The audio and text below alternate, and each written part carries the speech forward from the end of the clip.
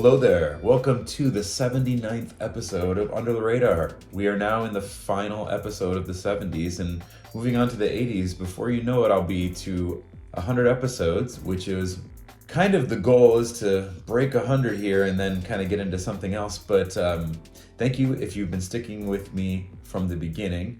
And before I break into today's band and album choice selection, that is, I recently went into the studio and tracked about 35, maybe a little more, cover songs from my Sam Swanson music.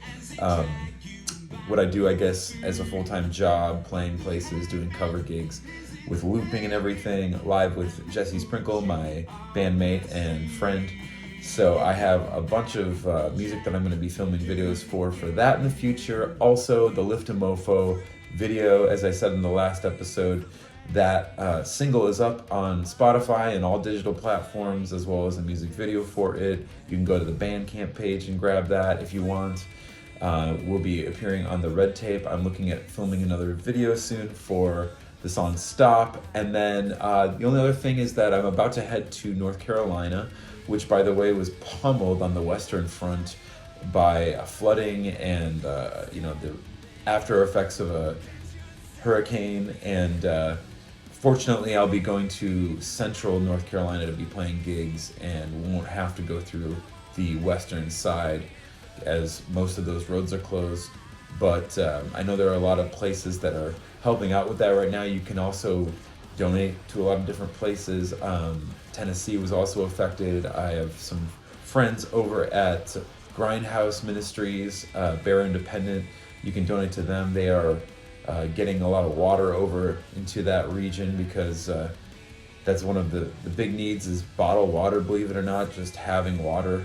A lot of the sewage, I guess, has contaminated different water supplies, so drinking water is scarce in the damaged areas that have been flooded.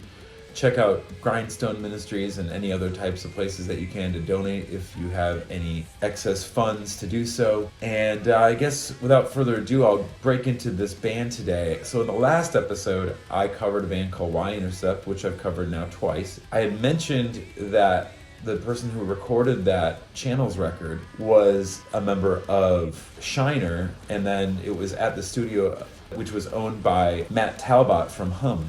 I forgot, however, to mention another guy that I've been mentioning in different episodes in this series and will continue to mention because I'm very involved with him, with a lot of different albums that I've done in the past.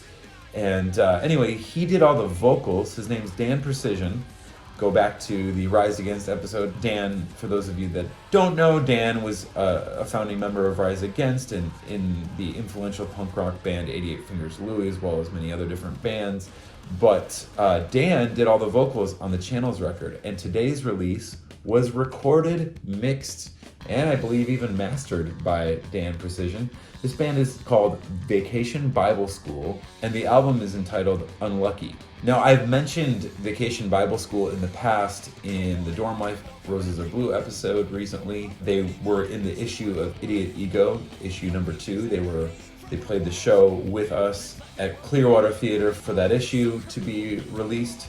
Actually, this band has even a history that entangles with mine as well, because the band initially was signing to Johann's Face and was going to put this release out with Mark Ruvalo, who I've done some releases with Midwest Blue. They were also on a really great compilation that was put out in 2009 by Johann's Face that featured The Broke Downs, Das Kapital, House Like Gloria Vanderbilt, so many different Chicago bands, and it was a limited pressing on 12-inch vinyl. So they at least did get to do a release with Johann's Face, even though this record did not come out on Johann's Face. However, this brings me to my next point. So going back, the Broke Downs New Brains for Everyone episode, and then the Dorm Life Roses Are Blue episode, and the Dr. Manhattan self-titled episode, all three cover pretty extensively Idiot Ego, the zine. And Jim Miller, who was kind of the head of that operation, although it involved a lot of different people, he went on to create a label called Cassette Deck Media Conglomerate. and they put out a lot of releases. And while they did this, they also started a festival called Ian's Party, and you may have heard of this if you live in the Chicago area, but it's kind of become a bigger thing over the years. And I believe it started at Clearwater Theater in 2008. So Jim and members of the EWL House, the Subject House, people that worked at Record Breakers, worked for MP shows, just a community. They garnered this community together and created not only this fest annually, but they started releasing a lot of the different bands that were in the Idiot Ego issues, and even more than that. This band being one of them, Vacation Bible School's Unlucky, which came out in 2008 on Cassette Deck Media, the fourth release in the CDM catalog. Again, produced and recorded by Dan Precision at the Bomb Shelter in Park Ridge, Illinois. A little bit of history on Vacation Bible School. Now, VBS. I was a church kid myself. My mom was a PK, so I grew up in the church, and I attended Vacation Bible School many summers of my early childhood. And so that cracked me up that they named the band this. Also, the members of the band took on the nicknames, I guess, of each of those words. So there are three members. It's a power trio, punk rock trio here.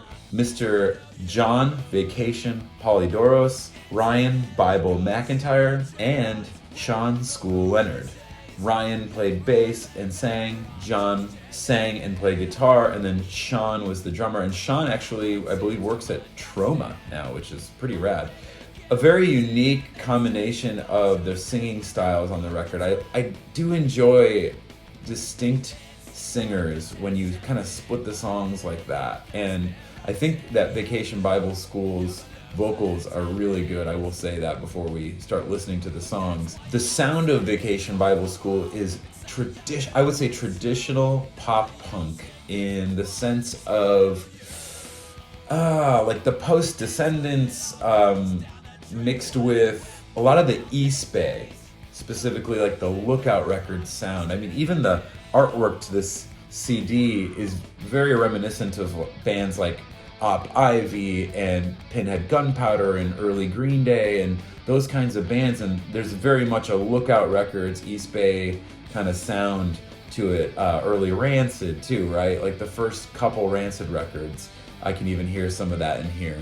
The artwork was done by Jen Reese and Daniel Powers, who were also part of the big conglomerate of Cassette Deck and Ian's Party and all of the madness that ensued during these years. The artwork is very fitting for the band's style, and with a title like Unlucky, it almost reminds me of Unfun by Jawbreaker, which is kind of suiting also as Jawbreaker's an East Bay band. So let's go ahead and we will get into the opening track on this record, which is probably my favorite song on the record.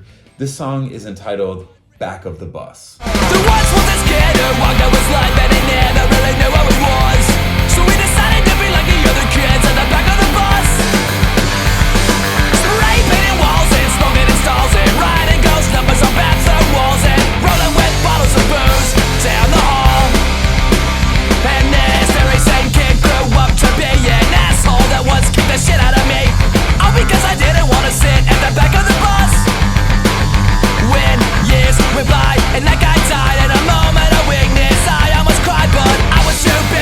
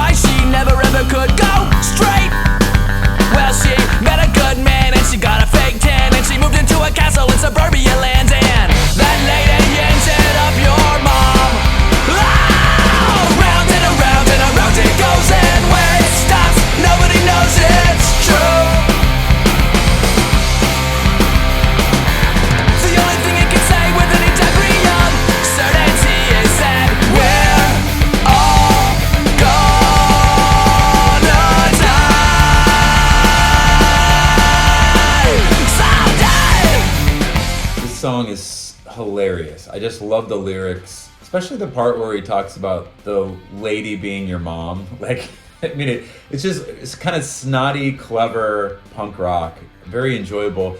Also, the style reminds me, I really do think that this would have been a perfect fit, especially in like the mid to late 90s on Johann's Face, because it reminds me a little bit of No Empathy and all those bands like Apocalypse Hoboken, all the stuff you'd hear on the Mark's a Dick and Garza Drunk comp, that kind of music. It really fit in with that.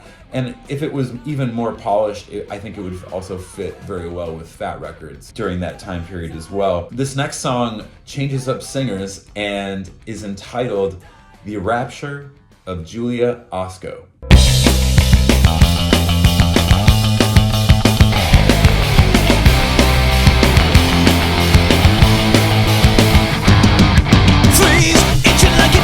Scratch until you bleed. Your heart attack is beating so uncontrollably, waiting the bed every night. Drop to the floor, wandering the aisles of a discount grocery store, gluing pennies to the ceiling while you're circling through the floor, stealing, screaming, fell short on life. And you're so goddamn lonely all the time, walking in circles, never getting anywhere. You can't wipe the disappointment on your face.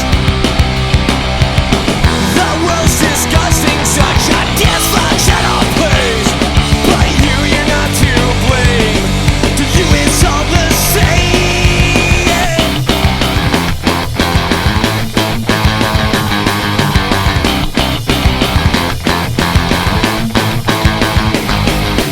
Julia Osco, way to go, breaking the hearts of the people you know. Bad checks they gotta grab, just like over the counter and back through the door.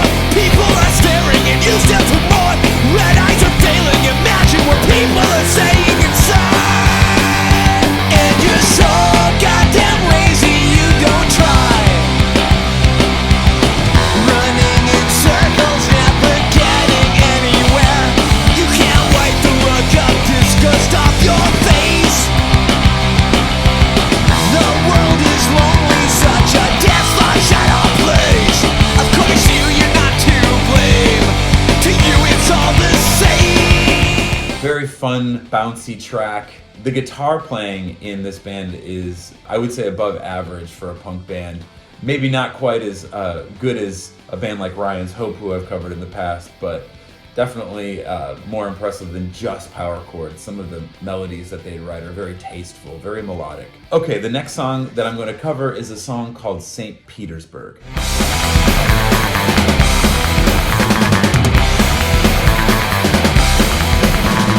1,800 miles to get back home. You're the only one I talk about, so think about this as you hear me loud and so unclear. Did you forget to pay the phone? There she was alone. There we stood just like two stones. Yeah, we were rolling like the stones. We were rolling like the stones.